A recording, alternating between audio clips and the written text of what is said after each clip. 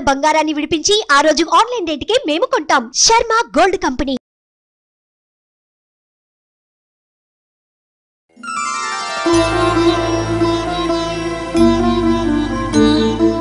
గురుగారు, ఈ క్రోధినామ సంవత్సరంలో ఏ రాశుల వారికి అస్సలు కలిసి రానిది, వారు కలిసి రావాలంటే వాళ్ళు చేసుకోవాల్సిన పరిహారాలు ఏమిటి వివరిస్తారా? మంచి ప్రశ్న అమ్మా. క్రోధినామ సంవత్సరంలో గ్రహ సంచార రీత్యా శని, రాహుకేతువులు మరి దేవగురువు యొక్క సంచార రీత్యా మనం పరిశీలించుకుంటే గనక గ్రహస్థితుల్లో ప్రధానంగా ఆ గ్రహాలు ఉన్న స్థితి ద్వారా ఇబ్బంది పడే రాశులు ప్రధానంగా చెప్పుకోవాలంటే ఇక్కడ కర్కాటక రాశి, తదుపరి వచ్చేటప్పటికి వృశ్చిక రాశి, తదుపరి మకర రాశి, కుంభరాశి, మీనరాశి. ఈ 5 రాశులు వచ్చేస్తాయి. వీటిలో సందేహమే లేదు. ఇందులో కూడా మరింత ఇబ్బందికరమైన స్థితులు ఎవరివి అంటే కర్కాటక రాశి, మరి కుంభరాశి, మీనరాశి, వృశ్చిక రాశి కూడా ఉంది దాదాపుగా. మొత్తం 5 రాశుల్లో కాస్త బయటపడింది మకర రాశి ఒకటే. 5 టఫే. ఇందులో టఫెస్ట్ అని చెప్తాం. టఫ్ వేరు, టఫెస్ట్ కదా. ఆ టఫెస్ట్ వచ్చేటప్పటికి కర్కాటక, కుంభ, మీనం. ఏంటండి ఫలితాలు ఎలా ఉంటాయి ఇప్పుడు చెప్తా వినండి. అదే వచ్చే స్థితి ఏంటో చెప్తా. కర్కాటక రాశి వారికి అప్రయత్నంగా ఆరోగ్య భంగం. అప్రయత్నంగా ఆరోగ్య భంగం అనే బదులు అప్రయత్నంగా మృత్యు అని కూడా చెప్పాలి. చాలా ప్రమాదం. మృత్యు అనేది చెప్పి రాదుగా. అట్లా ఉన్నదాన్నే అపమృత్యు దోషం అంటాం. చెప్పి రాంది. ఇప్పుడు సకాల మృత్యు వేరు, అకాల మృత్యు వేరు కదమ్మా. అకాలం అంటే ఉదాహరణ 70-80 ఏళ్ళు బతికేవాడు మధ్యలోనే వెళ్ళిపోతే ఎంత, దాన్ని అకాల మృత్యు అంటాం. అట్లా వచ్చే దాంట్లో ఇదొకటి కర్కాటక రాశి.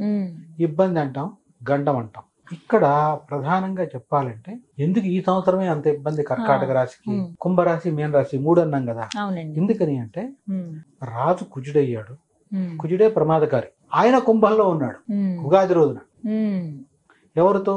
మళ్ళీ శనితో కలిశాడు. వీళ్ళిద్దరు ఆగర్భ శత్రులు అని చెప్పుకున్నాం కదా. ఇందులో శని స్వక్షేత్రగతుడు. కుంభంలో ఆయన ఇంట్లో ఆయన ఉన్నాడు. కుజుడు శత్రువింట్లో ఉన్నాడు. నేను కర్కాటక రాశి వారికి ఇంకో ప్రమాదం కూడా ఉంది. ఏవైనా బ్లాస్టింగ్లో పోయే అవకాశాలు ఉన్నాయి. అంటే బాంబ్ బ్లాస్ట్ అనొచ్చు, ఏదైనా దాన్ని ఏమంటారు, ఈ భూమికి సంబంధించి భూకంపాల ద్వారా అవ్వచ్చు, లేదంటే సునామీల ద్వారా అవ్వచ్చు. కర్కాటక రాశిలో ఉన్న వాళ్ళకి అలా తెలియనట్టుగా అపమృత్యు దోషం పొంచి ఉంది. చాలా ప్రమాదం. ఇక కుంభరాశి అంతే, మీనరాశి కూడా. వీటికి తోడుగా కర్కాటక రాశి వారు గాని, ఇది చాలా చాలా చాలా ముఖ్యమైన విషయం. కర్కాటక, కుంభ, మీనరాశి వాళ్ళకి, కర్కాటక రాశి వారికి 3వసారి అష్టమ శని అయ్యి, కుంభరాశి వారికి 3వసారి ఏలినాటి శని, మీనరాశి వారికి కూడా 3వసారి ఏలినాటి శని అయితే మటుకు ఇది దాదాపు అత్యంత ప్రమాదం. 3వసారి, 2 కాదు, 3వసారి అష్టమ శని కర్కాటక రాశి వారికి, 3వసారి ఏలినాటి శని కుంభ, మీనరాశి వాళ్ళకి అయితే గనక ఈ తీవ్రత రెట్టింపుగా ఉంటుంది. ఇక ఏం జరుగుతాయి అనేది మనం పరిశీలించుకుంటే, సాఫీగా వెళ్ళిపోతున్న ప్రయాణం ఒక్కసారి కుదుపు, భారీ కుదుపు ఉంటుంది. కుదుపు వేరు, భారీ కుదుపు వేరు. 10వ అంతస్తు నుంచి 1వ అంతస్తుకి పడిపోతే వ్యాపారం చేసేవాడు, ఉదాహరణ 100 కోట్ల వ్యాపారంలో ఉన్నాడమ్మా, 50 కోట్లు లాభం అనుకుందాం. ఒక్కసారి 10 కోట్లు మొత్తం పోయి 10 కోట్లు ఇంకా నష్టంలో ఉన్నాడంటే 50 కోట్లు లాభం పోయి ఇంకా 10 కోట్లు అప్పులు ఉన్నాయంటే మైనస్ లోకి వెళ్ళినట్టు కదా. దాన్నే ఒక్కసారి చెప్పి రాకపోవడం అంటాం. అంటే భారీ కుదుపు అంటాం కరెక్ట్ గా చెప్పాలంటే. అంటే ప్రత్యేకించి ఈ రంగంలో ఉన్న వారికి దెబ్బతీస్తుందని ఉందండి అలా? అదే చెప్తున్నాను. ఇక్కడ ప్రధానంగా మీరు చూడండి, వ్యాపారం అవ్వచ్చు, ఉద్యోగం చేసేవాళ్ళు అనుకుందాం. ఉద్యోగం చేసేవాళ్ళు నెలకు ₹1,00,000 అవ్వచ్చు, ₹1,50,000 అవ్వచ్చు, 50,000 అవుతామా. ఎవరి ఉద్యోగం వాళ్ళకి అది మంచి, వాళ్ళకి ఆ స్థాయిలో ఆ ఉద్యోగం భద్రతే కదా. నెలవారీ జీతం ఉన్నట్టుండి ఉద్యోగం చేశారు. ఎంత కష్టం అమ్మా. ఉదాహరణ 25,000 అనుకుందాం నెలకు వచ్చేది. ఆ 25,000తోనే అతను పోషించుకుంటాడు కుటుంబాన్ని. అప్రయత్నంగా ఇతని తప్పు లేకుండా పై స్థాయిలో ఉద్యోగం చేశారు. అప్పుడు ఎవరు తప్పు? ఎవరిది? ఇతనిది కాదు. అయినా తీసేస్తారు. నేను చెప్పే పాయింట్ అది. తప్పు మీది కాకపోయినా మీ మీద నెపం పెట్టి ఉద్యోగం చేస్తారు. ఆ మాట చెప్తారు. వ్యాపారంలో వాళ్ళకి ఆ కష్టం, ఉద్యోగంలో ఉండే వాళ్ళకి ఈ కష్టం. ఉదాహరణ 25 లక్షల జీతం వస్తుంది సంవత్సరానికి అనుకున్న వాడికి కూడా ఉన్నటువంటి ఉద్యోగం పోతుంది. ఉన్నటువంటి ఉద్యోగం పోతే పర్వాలా, మళ్ళీ కొత్తది రాదు. నేను చెప్పే పాయింట్ అది, కొత్తది రాదు, ఇబ్బంది, చాలా ఇబ్బంది పడతారు. ఇక ఇది ఒక వైపు. ఇంకో వైపు చూడండి, స్థాయి మించి చేస్తారు కదా వ్యాపారం, అంటే కోట్లలో చేస్తూ ఉంటారు. ఇక వాళ్ళకి ఇన్కమ్ ట్యాక్స్ రైడింగ్స్, అంటే ఇన్కమ్ ట్యాక్స్ వాళ్ళ చుట్టూ తిరుగుతూ ఉండాలి.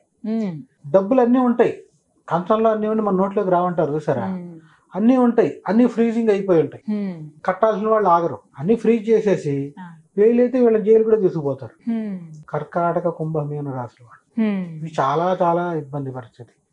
ఈ స్థితి అంటే ఏ రంగంలో వరకైనా కుదుపు. నేను చెప్పేది ఉదాహరణ, రియల్ ఎస్టేట్ రంగంలో ఉన్నారు, వీళ్ళు కడుతున్నారు, ఎక్కడి నుంచో ఒక 10 కోట్లు తీసుకొచ్చారు బ్యాంకులో నుంచి, వీళ్ళ చేతి డబ్బు 5 కోట్లు పెట్టుకున్నారు, మొత్తం 15 కోట్లు కన్స్ట్రక్షన్ చేశారు. 4 ఇళ్ళనండి ఏదైనా అనండి కట్టేశారు. అమ్ముదామంటే అమ్మట్లా, అమ్ముడు అవట్లా, బ్యాంకే కట్టాల్సిన ఆగట్లా. పరిస్థితి ఏంటి? ఇతను రోడ్డు మీద ఉన్నట్టేనా? నిన్నటి వరకు బాగా సేల్ అయినాయి, ఒక్కసారి ఇతనమే ఆగిపోతాయి, వేరే వాళ్ళు అమ్ముడు అవుతాయి. ఇప్పుడు కొంతమందికి అర్థం కాదు, గురువు గారు నావి అమ్ముడు అవ్వట్లేదు, పక్కవాడే. ఇదే కారణం. అంటే ఏ రంగంలో ఉండేవాడికైనా కూడా ఆ రంగంలో వాడికి నష్టం జరుగుతుంది, అప్రయత్నంగా జరుగుతుంది. దానికి కొన్ని మీరు సూక్ష్మంగా పరిశీలించండి. ఇక్కడ నేను చెప్పేది మీకు అర్థం అవుతుంది. 2 కొట్లు ఉన్నాయనుకోండి, అది కూరగాయలు కొట్టవచ్చు, కిరాణా కొట్టవచ్చు. ఒక కొట్టు నుంచి ఎక్కువ వెళ్తారు జనం, రెండో కొట్టు పక్కనే ఉంటుంది, దానికి వెళ్ళరు. అంటే అక్కడ వాడి యోగం లేదని. పక్క పక్కనే ఉంటాయి రెండు, మనం సాధారణంగా చూస్తాం, మనం నిత్యం చూసేది. ఇది దీనే యోగం అంటారు. ఆ రకంగా ఈ 3 రాసుల వాళ్ళు అప్రయత్నంగా అప్పులు ఊబిలో కూడా కూలిపోతారు. అప్పులు, ఉద్యోగ భద్రత పోతుంది ఉద్యోగంలో వాళ్ళకి, వ్యాపారస్తులకి వ్యాపార సంబంధంగా నష్టం, విపరీతమైన నష్టం వస్తుంది. మరి మీరు ఎటువంటి పరిహారాలు చేసుకోవాలండి బయటపడాలంటే? అడిగారు ఈ 3 రాసుల వాళ్ళు. నేను పరిహారం చెప్తా. ఈ మిగిలిన ఇంకో 2 రాసులు ఉన్నాయి కదా, మకరం, వృశ్చికం. మకర రాశి వారికి, వృశ్చిక రాశి వారికి ఏంటంటే, మకర రాశి వారు ఏలినాటి శనిలోనే ఉన్నారు, కానీ వీరికి డబ్బు ఇన్ఫ్లో ఉంటుంది, డబ్బు వస్తుంది. కుంభమేన కర్కాటక రాశి వారు డబ్బు పుట్టడం కూడా కష్టం, డబ్బు రావటం కూడా కష్టతరం అయిపోతుంది. ఇక్కడ మకర రాశి వారికి డబ్బు వస్తుంది, ఈ నెల వచ్చి 1,00,000 రూపాయలు ఖర్చు ఉంది అనుకుందాం, ఆదాయం 1,00,000-1,10,000 వచ్చేస్తుంది. ఖర్చు వస్తుంది అంటే డబ్బు వస్తుంది, ఖర్చు చేస్తుంది. కాదు విచిత్రం ఏంటంటే నిలవ ఉండదు, దాచుకుందామంటే ఉండదు. అట్లానే అప్పుల్లోంచి కొంత బయటకు వస్తారు మకర రాశి వాళ్ళు. నిదానంగా అప్పు కొంచెం కొంచెం తీర్చుకోగలరు, వారి మీద వారికి ధైర్యం వస్తుంది. 7.5 సంవత్సరాల ఏలినాటి శనిలో దాదాపు సింహభాగం అయిపోయింది వాళ్ళకి. అంటే 6.5 సంవత్సరాల వరకు దగ్గరికి వచ్చింది. గట్టిగా చెప్పాలంటే వచ్చే సంవత్సరం జూన్కి వాళ్ళకి ఏలినాటి శని అయిపోతుంది మకర రాశి వాళ్ళకి. అందుకని వీళ్ళు చివరి దాంట్లో ఉన్నారు. అదే సమయంలో వీరికి గురుబలం సంపూర్ణంగా ఉంది. ఎవరికి? మకర రాశి వాళ్ళకి గురుబలం ఉంది కాబట్టి గురువు కాపాడుతూ ఉంటాడు. అందుకని వీళ్ళకి ఖర్చు ఎంత ఉన్నా ఇబ్బంది లేదు. ఇంకో విచిత్రం ఏంటంటే మకర రాశి వాళ్ళు ఏదైనా స్థిర చరాస్తులు కూడా కొంటారు. ఆ రకంగా బాగుంటుంది. అవివాహితులకు వివాహం అవుతుంది, సంతానం లేని వారికి సంతానం కలుగుతుంది. మకర రాశి వారి అంటే శుభ కార్యక్రమాలు కూడా జరుగుతాయి, నిస్సందేహంగా శుభ కార్యక్రమాలు జరుగుతాయి, అందులో సందేహం లేదు. సత్సంతానం కలుగుతుంది వారికి, సంతానంలో కూడా సత్సంతానం కలుగుతుంది. ఆ రకంగా చాలా బాగుంది.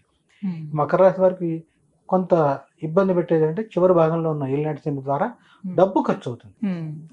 డబ్బు ఖర్చు అవటం అంటే ఉదాహరణ వీళ్ళు నెలల్లో కట్టాల్సిన అవ్వచ్చు, ఎవరికైనా ఇవ్వాల్సిన రావచ్చు, అంటే అవి తీర్చేస్తారు, క్లియర్. డబ్బు వస్తుంది కాబట్టి వీళ్ళు కడుతూ ఉంటారు. ఇక వృశ్చిక రాశి వారు, వృశ్చిక రాశి వారు తీసుకుంటే ఇబ్బంది ఏంటంటే, వారు ఒత్తిడి ఉన్నా కూడా తట్టుకుని అడుగేస్తారు. ఒత్తిడి ఉంటుంది, ఫైనాన్షియల్ ప్రెషర్ ఉంటుంది. ఏ రంగంలో వరకైనా ఫైనాన్షియల్, ఉద్యోగం 25,000 వస్తే 25,000 ఖర్చు అవుతుంది, అయినా నిలబడతారు. అంటే ఒక ధైర్యం ఉంటుంది, పర్వాలేదులే మనం ఏమైనా చేయగలమనే ధైర్యం, కొంత మొండి ధైర్యంతో ఉంటారు.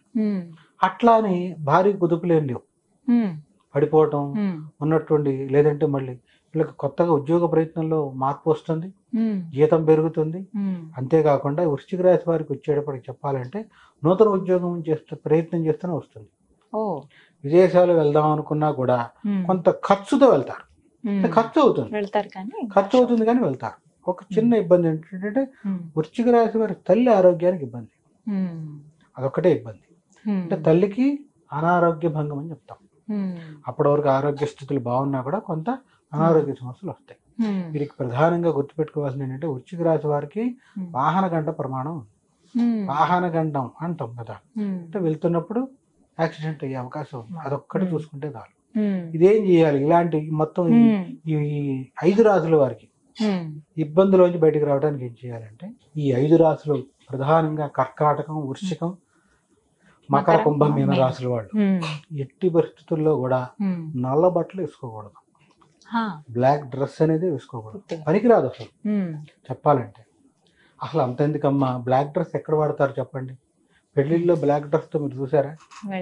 అసలు మనం వెనక్కి వెళ్తే పూర్వకాలంలో అసలు బ్లాక్ డ్రెస్ తో రానిచ్చేవాళ్ళు కాదు ఇళ్లలో. సరే, ఇప్పుడు ఏంటంటే బ్లాక్ డ్రెస్ అయితే బాగుంటుందని పిల్లల ఆలోచన తీరుతో ఫ్యాషన్ అయిపోయింది. అయినా కూడా ఇక్కడ ఏం చెప్తున్నాం, ఎట్టి పరిస్థితుల్లో ఈ 5 రాసుల వాళ్ళు నల్ల డ్రెస్ ని వదిలేసేయాలి. అది ఎంత కాస్ట్లీది అయినా కూడా వదిలేయడం ద్వారా కొంత ఒత్తిడి నుంచి బయటకు వస్తారు ఫస్ట్ మీరే. ఇంకా వాళ్ళు క్రాస్ చెక్ చేసుకోవడానికి ఒకటి చెప్తాను నేను. 2 వ్యాలెట్లు దగ్గర పెట్టుకోండి, 2 పర్సులు. ఈ 5 రాసుల వాళ్ళు రెండిట్లోనూ 2 కార్డులు పెట్టండి. రెండిట్లోనూ 2 డెబిట్ కార్డులో, బ్యాంక్ కార్డులో పెట్టుకున్నారు అనుకున్నాం. లేదంటే రెండిట్లోనూ దీంట్లో 5,000, దాంట్లో 5,000 పెట్టండి. ఒక బ్లాక్ కలర్ వ్యాలెట్, ఒక బ్రౌన్ కలర్ వ్యాలెట్. మీకు తెలియకుండానే మీరు, మీ మిస్సెస్, మీ పిల్లలు బ్లాక్ కలర్ వ్యాలెట్ లో డబ్బులు అవగొట్టేస్తారు, బ్రౌన్ కలర్ దాంట్లో ఉండిపోతాయి. అందుకని పర్టికులర్ గా డబ్బులు ఎట్టి పరిస్థితుల్లో బ్లాక్ కలర్ దాంట్లో పెట్టద్దంటాం. లెదర్ బ్లాక్ కలర్ వ్యాలెట్ లో కూడా డబ్బులు పెట్టాలి. అందుకని నేను క్రాస్ చెక్ చేసుకోమంటున్నా. నేను చెప్పింది వినక్కర్లా, మీరు క్రాస్ చెక్ చేయండి. అంటే ఆ రకంగా నలుపు అనేది పనికిరాదు, నల్ల బట్టలు పనికిరావు. ఎట్టి పరిస్థితులు నల్ల బట్టలు వదిలేసేయి. ఇది ప్రధానంగా. వివాహితులు వచ్చేటప్పటికి బ్రహ్మచర్యం పాటించాలి శనివారం. మకర, కుంభ, వృశ్చిక, కర్కాటక, మీనరాశి 5 రాశుల వాళ్ళు ప్రతి శనివారము వివాహితులు బ్రహ్మచర్యం పాటిస్తూ శాకాహారాన్ని భుజించాలి. దీంట్లో నేను చెప్పేదాంట్లో ఎక్కడ డబ్బు ఖర్చు లేదు. ఏమ్మా, చేయవలసిన చిన్న చిన్న నియమాలు కదా. ఎట్టి పరిస్థితుల్లో శాకాహారాన్ని భుజించి ఒక శనివారం నాడు బ్రహ్మచర్యాన్ని పాటించాలి. ఇది కాకుండా అత్యంత ప్రధానమైనది ఏంటంటే, ప్రతి శనివారం వీళ్ళు ఈ దీంట్లో దోషం నుంచి బయటికి రావడానికి ప్రతి శనివారం తలకి నూనె రాసుకుని తలారా స్నానం అంటాం. కుదిరితే నువ్వుల నూనె రాసుకుంటే అత్యుత్తమం. దీన్ని ఏం చెప్తామంటే శాస్త్రంలో తైలాభ్యంగన స్నానం అంటాం. తెలం అంటే నువ్వులు, తైలం అంటే నూనె, నువ్వుల నూనె. నల్ల నువ్వుల నూనె గానుగల దగ్గర దొరుకుతుంది. షాపుల్లో అంటే దిక్కుమాలింది, కానీ అది కాదు. ప్రధానంగా చెప్పాలంటే ఈ నల్ల నువ్వుల నూనె గానుగల దగ్గర దొరుకుతుంది.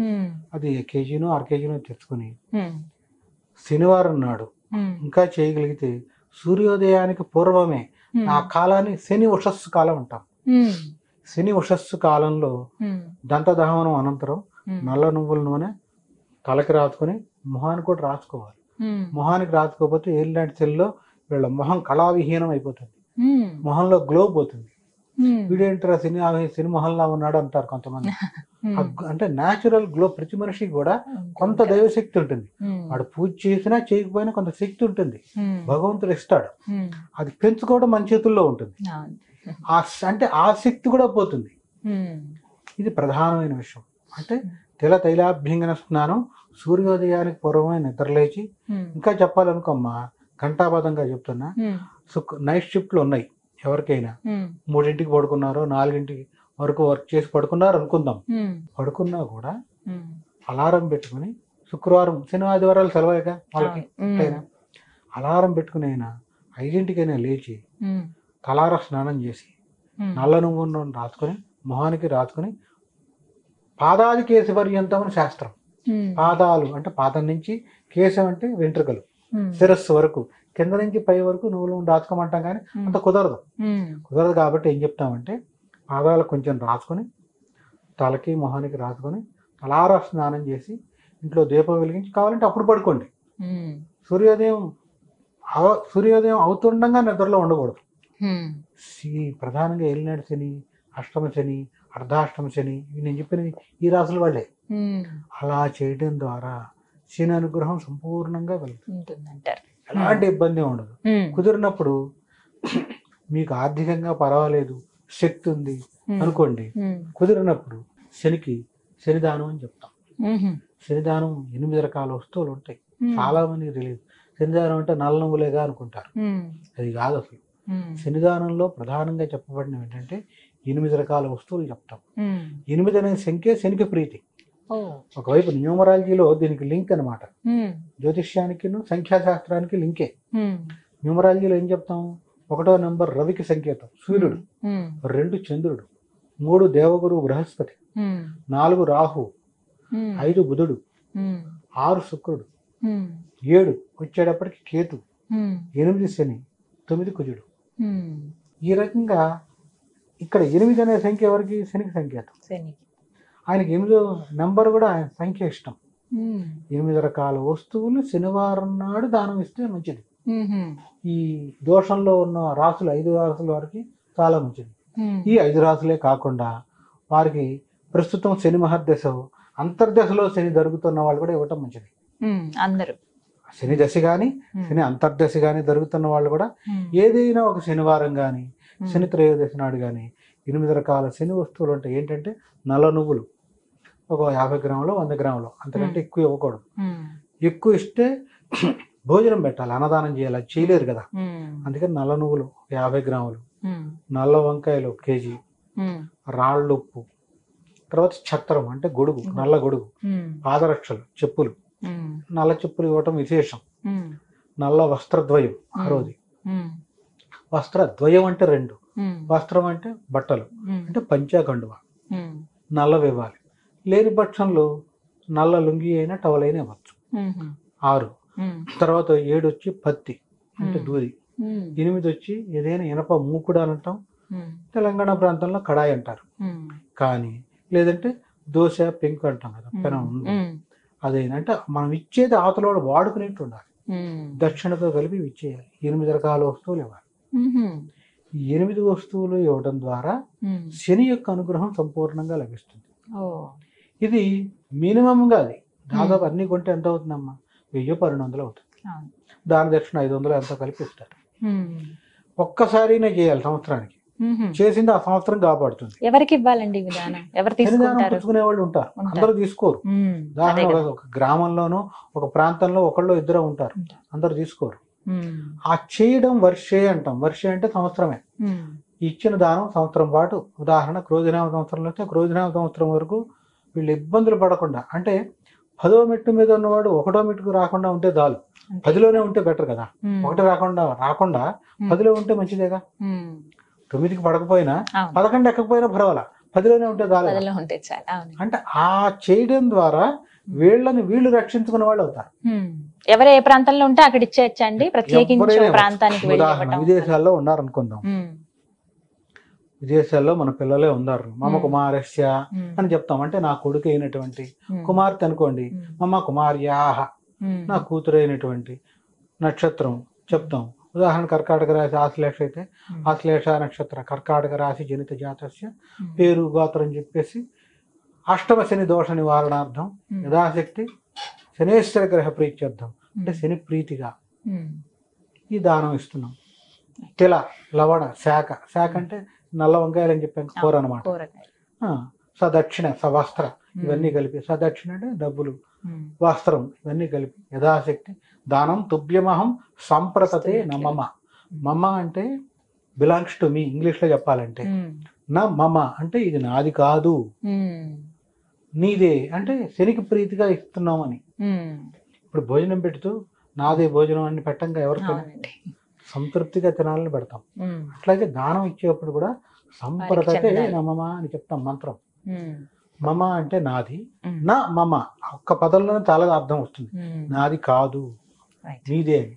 అంటే ఈ రకంగా శనిదానం ఇవ్వటం ద్వారా కూడా దోషాన్ని తీసేయచ్చు. ప్రధానంగా మొదట చెప్పిందేమో నల్లబట్టలు వదిలేయటం, మీకు చెప్పిన పరిహారాలు. ఎట్టి పరిస్థితుల్లో నల్లబట్టలు, వ్యాలెట్ కూడా వదిలేయమన్నా, బ్లాక్ వ్యాలెట్ కూడా, అది ఎంత కాస్ట్లీ అయినా కూడా. తర్వాత ఈ నియమం కూడా, ఆహార నియమం, శాకాహారాన్ని భుజించాలి శనివారం. వివాహితులు బ్రహ్మచర్యం కూడా పాటించాలి. వివాహితులు రాత్రులంతా పలహారం చేయాలి, రాత్రులు భోజనం చెప్పబడాలి. ఇక్కడ ఒక్క శనివారమే, ప్రతిరోజుగా రాత్రులు పలహారం చేయాలి. మూడోది వచ్చేటప్పటికి నేను చెప్పిన దాంట్లో తైలాభ్యంగన స్నానం. నల్ల నువ్వుల నూనె మొహానికి, తలకి, పాదాలకి రాసుకొని సూర్యోదయానికి పూర్వమే స్నానం చేయాలి. ఫస్ట్ బెస్ట్ దీపారాధన. ఇది ఫస్ట్ బెస్ట్. సూర్యోదయానికి పూర్వం. సూర్యోదయం అయిన తర్వాత స్నానం చేయటం మధ్యమం, అది కూడా 9 లోపల. 9 తర్వాత చేసిన స్నానం అధమం, పనికిరాదని చెప్తుంది శాస్త్రం. 9 తర్వాత చేసే పూజ కూడా అధమే. 9 తర్వాత పూజ చేస్తారు, 12 తర్వాత కొంతమంది. అధమం, దేనికి పనికిరాదు, ఫలితం తక్కువ వస్తుంది. ఇది ఇందాక మీకు నాలుగో పరిహారం. ఇక 5వ చెప్పిన దాంట్లో దానం. ఈ చెప్పిన 8 రకాల వస్తువులు ఒక శనివారం అయినా, సంవత్సరంలో ఏదైనా శనిత్రయోదశైనా ఒక్కసారి ఇస్తే సంవత్సరం మొత్తం వాళ్ళని రక్షగా శనేశ్వరుడు కాపాడతారు. ఇక చివరిగా ఒక పరిహారం, అది కొంచెం డబ్బు పెట్టుకోగలిగిన వాళ్ళు, అందరికీ కాదు, అట్లానే ఇది బలవంతంగా చేసేది కాదు. ఉదాహరణ, 100 కోట్ల వ్యాపారము, 50 కోట్ల వ్యాపారము చేసేవాళ్ళు డబ్బు పెట్టుకోగలరుగా, వాళ్ళకేమి ఇబ్బంది లేదు. అట్లా కొంచెం పెట్టుకోగలిగిన వాళ్ళైతే సశాస్త్రీయంగా అధిదేవత ప్రత్యధి దేవత సహిత శనేశ్వర గ్రహానికి ప్రీతిగా హోమం చేసి, తదనంతరం శనికి సంబంధించిన సౌరి పాశుపతం అని ఉంటుంది, ఆ సౌరి పాశుపత హోమం చేయాలి. చేసి వాళ్ళ నక్షత్రం ఉంటుంది కదా, నక్షత్ర హోమం కూడా చేసి, అప్పుడు ఇందాక నేను చెప్పిన 8 రకాల వస్తువులు దానం, హోమాంతరేణ హోమ అనంతరేణ హోమ సాద్గుణ్యతాసిత్యర్థం అని చెప్పి ఈ దానం అంతా ఇప్పిస్తాం. ఇది చేయడం, ఇక ఇది చేయడం కూడా తిరుగులేదు. హోమం అంటే, హోమం అనేది ఉత్కృష్టం. శాస్త్రంలో హోమాన్ని మించిందే లేదు. ఎందుకంటే మీరు ఒక్కటి పరిశీలించండి, గణపతి నవరాత్రులు 9 రోజులు చేసిన ఆఖరి రోజు గణపతి హోమం చేస్తారు. శరన్నవరాత్రులు, దేవీ నవరాత్రులు 9 రోజులు చేసిన అమ్మవారికి ప్రీతిగా ఆఖరి రోజు చండీ హోమం. గృహప్రవేశంలో హోమంతోనే సంపూర్ణం. గృహప్రవేశంలో వాస్తు హోమం, లక్ష్మీ గణపతి హోమం. వివాహంలో చివరి ఘట్టం హోమమే. ఉపనయనంలో కూడా హోమం, అంటే హోమంతోనే సంపూర్ణం. అందుకని హోమానికి అంత ప్రాశస్త్యం. చేయగలిగిన వాళ్ళు, ఆర్థికంగా రూపాయి పెట్టుకోగలిగిన వాళ్ళు ఇది చేసుకోవడం ద్వారా ఆ సంవత్సరం మొత్తం వాళ్ళని శనేశ్వరుడు సంపూర్ణంగా కాపాడతాడు. ఇందులో ఎలాంటి సందేహం లేదు. కానీ అదే సమయంలో అధర్మం, అన్యాయం, అక్రమానికి దూరంగా ఉండాలి. ఇక్కడ చాలా మందికి తెలియదు, శని అంటే భయపడిపోతారు. ఇక్కడ చివరిగా ఈ మాట మన మాధ్యమం ద్వారా అందరికీ తెలియబడతారు. 9 గ్రహాల్లో ఏ గ్రహం సంస్కరించదు. సంస్కరణ అంటే ఏంటి? ప్యూరిటీ. అంటే కంప్లీట్ గా చెప్పాలంటే మన్ని ఎలా ఉన్నామో మారుస్తుంది. ఉదాహరణ చెప్పాలంటే, బాగా బంగారం ఉందనుకోమ్మా, బంగారం రోజు వేసుకునే బంగారానికి మురికి పడుతుంది.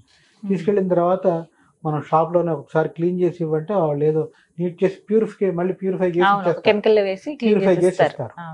శని ఏం చేస్తాడంటే, మనం ప్యూర్ అంటే కంప్లీట్ గా మనని రిమూవ్ చేస్తాడు. మన దగ్గర ఉన్న చెడు గుణాలు చేయడానికి ప్రయత్నం చేస్తాడు ఆయన. మీరు ఒక్కసారి పరిశీలించండి, ఏలినాటి శనిలో బాగా దెబ్బలు తినేవాళ్ళు ఎవరంటే, అన్యాయంగా, అక్రమంగా ఆర్జన చేసి, అంటే సంపాదించి నిరంతరం ఎవరినో ఇబ్బంది పెడుతున్న వాళ్ళు ఉంటారు కదా. నిరంతరం అంటే అవతల వాడిని మనం ఎలా మోసం చేయాలి అని దాని మీదే బతుకుతారు కొంతమంది. సాయంత్రంకి వచ్చే డబ్బు అంతా పాపపు డబ్బుది. వారి ఇంటికి డబ్బు వస్తుంది కదా, ఎవరినో మోసం చేసిన డబ్బే కదా. ఈ మొత్తం అంతా 30 సంవత్సరాల తర్వాత తిరిగి బండకేసి బాధేస్తాడు ఆయన. 30 సంవత్సరాలకు ఒకసారి వస్తుంది ఏలినాటి శని. ఏం చేస్తాడు? వీడు ఎంత చేశాడు పాపం చూస్తాడు ఆయన. మొత్తం తిప్పి నేలాగేసి కొట్టేస్తాడు. ఏలినాటి శనిలో ఎవరు బాధపడరు అంటే, ధర్మంగా ఉంటూ అయినా కూడా ఏలినాటి శని ఎంతటి వారికైనా అనుభవించాలి కాబట్టి మినిమం ఎఫెక్ట్ పడుతుంది వాళ్ళ మీద. ఒత్తిడి ఉంటుంది, ఉద్యోగం పోదు కానీ ఒత్తిడి ఉంటుంది. ఇదే వ్యాపారంలో 100 కోట్లు చేస్తున్నాడు, 200 కోట్ల అప్పుకి వెళ్తాడు. ఏలినాటి శని రాగానే రివర్స్ అయిపోతుంది, జైలు కూడా పోతాడు. అంటే అన్యాయం, అధర్మం, అక్రమం చేసే వాళ్ళందరూ కూడా ఏలినాటి శని ఎక్కువ ఇబ్బంది పడతారు. అష్టమ శనిలో ఈ ఎఫెక్ట్ ఆయుర్దాయం మీద పడుతుంది. అర్ధాష్టమ శనిలో జరిగే పనుల మీద పడుతుంది. ఇందులో బాగా ఇబ్బంది పడతారు. అందుకనే మనకు పాతకాలం ఒకసారి పరిశీలించుకుంటే, ఇప్పటి తరంలో తల్లిదండ్రులు కూడా చెప్పటం వాళ్ళకి తెలియదు, తగ్గించేశారు. ఎవరిని ఇబ్బంది పెట్టద్దు, ఎవరి రూపాయి మనకు వద్దు అని చెప్పేవాళ్ళు పెద్దవాళ్ళు. అందుకని చెప్పేవాళ్ళు అంటే వాళ్ళు లోతుగా విశ్లేషించేవాళ్ళు. మనకి ఎవరి పాపం వద్దు, పాపపు సొమ్ము వద్దు, మనకున్నదే మనకు ఉండేది అనేవాళ్ళు. ఇప్పుడు అలా చెప్పేవాళ్ళు కూడా తగ్గిపోయారు కదా. ప్రధానంగా ఇక్కడ నేను చివరిగా నేను చెప్పొచ్చేది ఏంటంటే శని సంస్కరిస్తాడు. భయపడాల్సిన అవసరం లేదు. ఇక్కడ ఇంకో మాట చెప్పాలి మన మాధ్యమం ద్వారా. శనిచ్చేటువంటి యోగం ఇంకెవరు ఎవరు. శనిచ్చేది యోగం. మీకు చిన్న ఉదాహరణ చెప్తాను నేను. శని ద్వారా 1 కోటి రూపాయలు వచ్చినాయి అంటే శని మహర్దశలో అనుకోండి 50 కోట్లు 10 కోట్లు 1 కోటి రూపాయలు వచ్చినాయి. శని మహర్దశలోనే వచ్చినాయి అనుకుందాం. ఆయన ద్వారా సంపాదించిన డబ్బు సాధారణంగా ఏం చేస్తాడంటే ఆయన 1 రూపాయి కూడా అన్యాయంగా తీసుకోవడానికి ఒప్పుకోడు ఆయన. అసలు ఒప్పుకోడు ఆయన. ఆయన దశలో కూడా ఏం చేస్తాడంటే మనసులో ఆలోచించచ్చా మనకు వద్దు ఈ డబ్బు, మనసుని మీద కూడా ప్రభావం చూపిస్తాడు ఆయన. చూపించి న్యాయంగానే తీసుకుంటాడు. అందుకనే ఆయన ద్వారా వచ్చిన డబ్బు మనం తింటాం, మన పిల్లలు తింటారు, మనవాళ్ళు మనవరాళ్ళు తింటారు. అంటే శని ద్వారా వచ్చిన ఆస్తి 3వ తరానికి కూడా వెళ్తుంది, 3వ తరానికి అందుతుంది. రవి ద్వారా వస్తే, రవి అంటే సూర్యుడి ద్వారా వచ్చే ఆస్తి వాడితోనే పోతుంది. ఎంత రివర్స్ చూడండి. రవి ద్వారా సంక్రమించేటువంటి ఆస్తి అతనితోనే పోతుంది. ఇంకా అతనితో కూడా కాదు, ఇంకా చెప్పాలంటే అతను బతికుండగానే కూడా పోవచ్చు. రవి ఎవరంటే రాజు. గ్రహాలలో రాజు ఎవరంటే రవి, సూర్యుడు. రాజు ఏం చేస్తాడమ్మా, ఈ వస్తువు నాకు నచ్చింది, మీ ఇంటికి వచ్చాను, నేను రాజుని అనుకోమ్మా, మా సేవకుడికి ఏం చెప్తాను, ఆ భావం తీసుకొచ్చి అంట మీ పనితో మీ ఇష్టాలతో నాకు సంబంధం లేదుగా. రాజుకు నచ్చితే లాక్కెళ్ళిపోతాడు కదా, అంతే కదా. నాకు కావాలని తీసుకో అంటే ఆక్రమించేయటం, అది అత్యంత ప్రమాదం. అట్లా వచ్చింది పాపమే కదా. అందుకనే రవి ద్వారా వచ్చే డబ్బు అట్లానే పోతుంది. ప్రధానం శని, అందుకని సంస్కరిస్తాడు. అందుకని ఈ శనికి సంబంధించిన పరిహారాలు ఈ రకంగా చేసుకోవాలంటే కనుక చేసుకోగలిగితే ఎంతటి వారికైనా ఆ ఏలినాటి శని, అష్టమ శని, అర్ధాష్టమ శని వీటిలో ఒత్తిడి నుంచి బయటకు వస్తారు. ఎలాంటి ఇబ్బంది ఉన్నా కూడా బాడీలో మనకి పెయిన్ ఉన్నా పెయిన్ కిల్లర్ వేసుకుంటే ఎలా ఉంటుంది అలా, అంటే పెయిన్ ఉన్నా తట్టుకోగలరు, తట్టుకుని వాటిని జయించగలరు. ప్రధానంగా ఇక్కడ చివరిగా చెప్పొచ్చేది కుంభ మీనరాశుల వారికి మరి చెప్పకుండా, అంటే మనకి రాత్రి బాగానే ఉంటాం, పొద్దున ఉన్నట్టుండి వచ్చేస్తాయి, చెప్పి రావు. ఉత్పాతం అంటే సునామీ టైపులో ఉంటుంది, అత్యంత ప్రమాదం. అందుకని ఖచ్చితంగా అలానే భయపడక్కర్లా. ఇప్పుడు ప్రతి శాస్త్రంలో ఉన్నది చెప్పి అదే సమయంలో దాని నుంచి బయటపడటానికి ఉపాయం చెప్పారు. ఇలా చేసుకోగలిగితే ఎలాంటి ఇబ్బంది లేదు. ఈ రకంగా చేసుకోవడం ద్వారా దాదాపుగా ఎంతటి వారైనా ఇబ్బంది నుంచి బయటకు వచ్చేస్తారమ్మా. చక్కగా వివరించారు గురుగారు, ధన్యవాదాలండి. నమస్కారం. నమస్కారం.